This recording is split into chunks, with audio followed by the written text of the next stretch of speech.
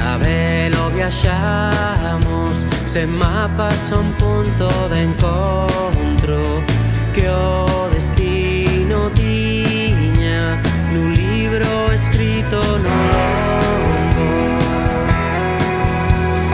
Non me vestín para a ocasión, deixei a porta aberta, tan só deixamos que as voces trocasen muros por xanelas. E así comezaron as crónicas, así as verbas fluíron. Os trópicos e os meridianos empurraban a terra, facéndose acenos cuidadosos para non levantar sospeitas.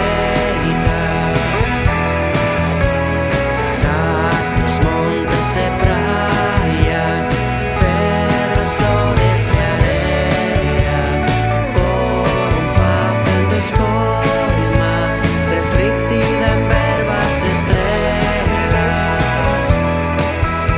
E así comezaron as crónicas, así as verbas fluíron, facendo que o tempo parase na procura dun novo camiño. E así comezaron as crónicas, así as verbas fluíron, facendo que o tempo parase na procura dun novo camiño.